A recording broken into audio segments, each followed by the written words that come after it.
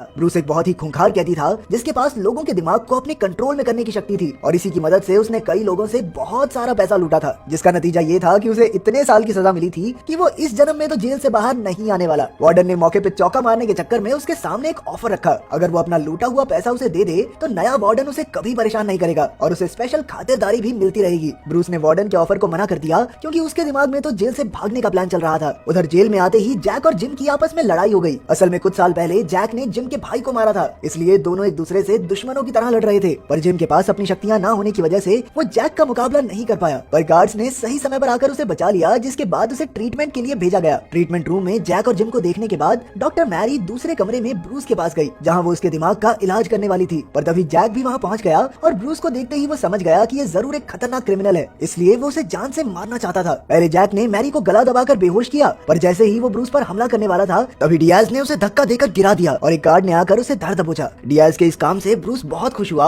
और इसी के चलते ब्रूस के आदमी उसका खास ख्याल रखने लगे। एक दिन खाना खाते वक्त डियाज के टेबल पर गॉर्डन नाम का एक कैदी आकर बैठ गया और उससे बातें करने लगा। उसने बताया कि इस जेल में वो सबसे पहला कैदी था और तब से ही उसे पेरोल पर बाहर जाने का मौका नहीं मिला। उसने कई बार बेल की अर्जी डाली लेकिन हर बार खारिज कर दी जाती। उसे बहुत भरोसा था कि इस बार तो उसकी अर्जी जरूर मंजूर हो जाएगी, लेकिन अफसोस इस बार भी उसे खारिज कर दिया गया। इसके बाद से ही गॉर्डन बहुत उदास और सहमा सहमा रहने लगा था। उधर ब्रूस अपना भागने का प्लान तैयार कर रहा था और एक दिन लंच टाइम पर ब्रूस के एक आदमी ने गॉर्डन को एक तीखी चीज दी, जिससे उसने अपने पैर में बंधी उस खास बेड़ी को खोल दिया। इसके बाद उसने टेबल पर चढ़कर बिजली की तारों को खींचा और अपनी शक्तियों को चार्ज किया। उसने जेल के सारे इलेक्ट्रिकल सिस्टम को तबाह कर दिया। असल में गॉर्डन ब्रूस का साथी बन चुका था। वो जानते थे कि इससे जेल में दंगे शुरू होंगे और उनके प्लान के मुताबिक ही सभी कैदियों ने आपस में लड़ना शुरू कर दिया। ये खबर जब वार्डन के पास पहुंची तो उसने जेल के दूसरे जनरेटर को चालू करके सभी कैदियों को काबू करने का आदेश दिया। थोड़ी देर बाद जनरेटर के ऑन होते ही गार्ड्स ने सभी कैदियों के पैर में बंधी बेड़ियों की मदद से उन्हें काबू में किया। उधर गॉर्डन भागकर एक कमरे में पहुंचा और उसे अब तक एहसास हो चुका था कि वो जेल से भाग नहीं पाएगा, इसलिए बेचारे के मुंह पर बहुत उदासी थी। तभी एक फीमेल गार्ड वहां आई और उसके मुंह पर एक जोरदार मुक्का देकर नीचे गिरा दिया। गार्ड के पास गॉर्डन को जान से मारने के ऑर्डर थे, इसलिए उसने उसे तब तक मुक्के मारे जब तक वो मर नहीं गया। अब तक वार्डन समझ गया था कि जरूर ये सब ब्रूस का ही किया धरा है, इसलिए उसने डियाज और ब्रूस की करीबी को देखकर डियाज के साथ एक समझौता करने की कोशिश की, लेकिन डियाज को इस सब के बारे में कुछ नहीं पता था। जिसके बाद वार्डन ने सीधा ब्रूस से ही मिलने का फैसला किया। उसने जाकर ब्रूस को समझाया, देखो बेटा, भागने की कोशिश करने का कोई फायदा नहीं होने वाला, तेरा फायदा इसी में है कि तू मेरे साथ मिलकर काम करे। इस बार ब्रूस ने भी वार्डन की बात मान ली, पर उसके पास पैसा कैश में नहीं पड़ा था, तो उसने एक टैबलेट और वाईफाई नेटवर्क की मांग की। इधर पैसों के लालच में डूबे वार्डन ने बिना सोचे समझे हामी भी भर दी। अब तक जेल के कर्मचारियों ने पूरे जेल के इलेक्ट्रिकल सिस्टम को सही कर दिया था, जिससे वहाँ की सारी दिनचर्या बिल्कुल पहले जैसी हो गई थी। इधर ब्रूस वार्डन से मिले टैबलेट और नेटवर्क की मदद से एक वायरस तैयार कर रहा था, जिसकी मदद से वो जेल से भाग सके। जैक ने जेल में रहते रहते अपने चेहरे पर एक क्रॉस का टैटू बनवा लिया था और वो अक्सर जिम से पंगे लेता रहता, लेकिन जिम को उसमें कोई दिलचस्पी नहीं थी। और फिर आया वो दिन जिसका वार्डन को इंतजार था। आज उसकी रिटायरमेंट है और वार्डन एक शैंपेन की बोतल लेकर जेल पहुंचा। ऑफिस में अपना सामान रखकर वो सीधा ब्रूस के पास पहुंचा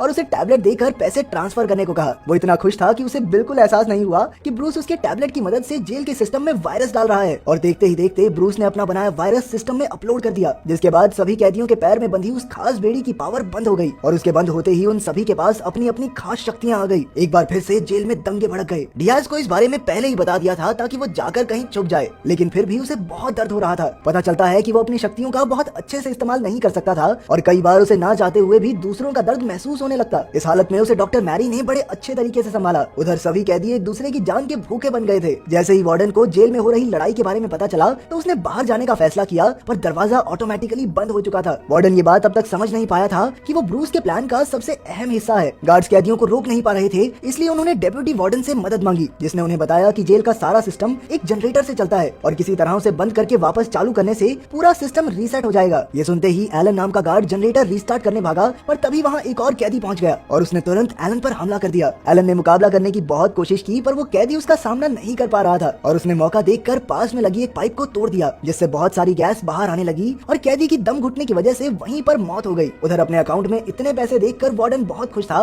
पर तभी ब्रूस के तेवर बदल गए। असल में ब्रूस के पास एक और शक्ति थी जिसके बारे में कोई नहीं जानता था। वो अपनी ताकत से किसी के साथ भी अपना दिमाग बदल सकता था। उसे पता था कि वो अपने शरीर के साथ तो बाहर नहीं जा सकता, सकता और उसने इसी हिसाब से ये सारा प्लान बनाया था। उसने गॉर्डन से जो भी करवाया वो सिर्फ इसलिए था ताकि ब्रूस सिस्टम में वायरस डाल सके। गॉर्डन बेचारा सिर्फ बलि का बकरा था। ब्रूस का असल प्लान तो कुछ और ही था। जब तक बेचारा वार्डन पूरी बात समझ पाता तब तक बहुत देर हो चुकी थी। ब्रूस ने अपना दिमाग वार्डन के साथ बदल लिया था। उसने एक मुक्का मारकर वार्डन को बेहोश कर दिया और उधर एलन ने जेल का पूरा सिस्टम रीसेट कर दिया, जिसके बाद वायरस हटते ही सभी कैदी वापस से शांत हो गए। दरवाजा खुलते ही वार्डन के भेष में बाहर आए ब्रूस ने अंदर बैठे बेचारे वार्डन को एक स्पेशल कमरे में डालने का आदेश दिया। अब ब्रूस आजाद था और साथ ही उसने डियाज और अपने एक खास साथी को भी आजाद करवा लिया। उन दोनों को पहले ही लड़ाई में हिस्सा लेने से साफ मना किया गया था, क्योंकि सिर्फ यही एक रास्ता था जेल से आजाद